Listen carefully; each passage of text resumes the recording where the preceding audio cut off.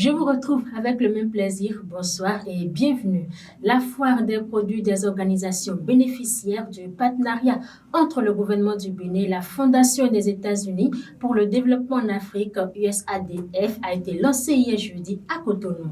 C'est à travers une cérémonie co-présidée par le ministre des Petites et Moyennes Entreprises et de la Promotion de l'Emploi, Modeste Kérékou, et sa collègue de l'Industrie et du Commerce, Shadia Assouman. Cette foire vise à montrer à la face du monde le génie créateur des entreprises béninoises et le courage de ses producteurs d'une part, mais également la contribution du partenariat entre le Bénin et les États-Unis d'Amérique aux efforts de promotion de l'entrepreneuriat au Bénin d'autre part. La dite foire est prévue pour prendre fin demain samedi.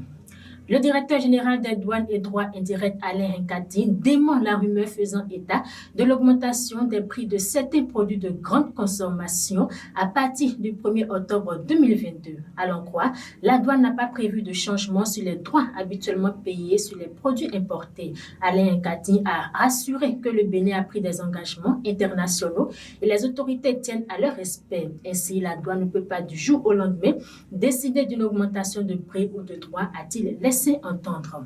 Or, dans nos frontières, une mission de haut niveau dépêchée au Mali par la communauté économique des États d'Afrique de l'Ouest a rencontré hier jeudi le président de la transition malienne, le colonel Assimi Goïta.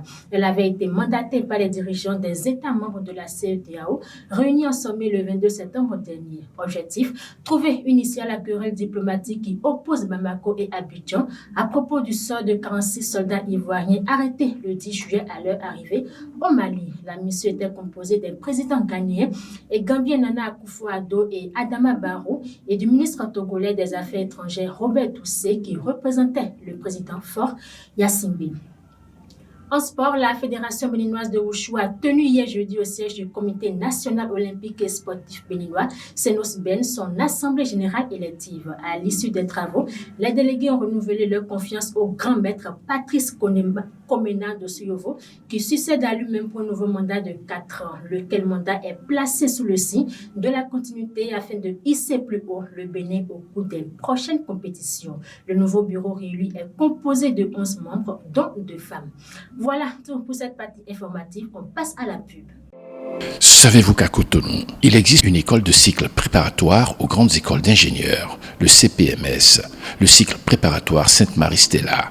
Au CPMS, suivez une formation tournée vers l'international dès le cycle préparatoire et poursuivez vos études d'ingénieur dans les grandes écoles d'ingénieurs en Europe sans passer un concours.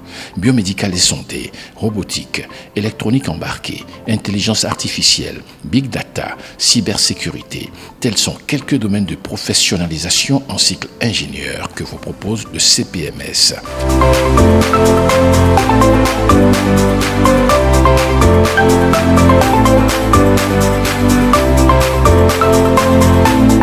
Le CPMS est ouvert aux bacheliers des séries C, D, E et F. Contact 62 72 10 72. Fin de ce dernier flash info du mois de septembre. Merci pour l'attention. Bon début de week-end à chacun et à tous.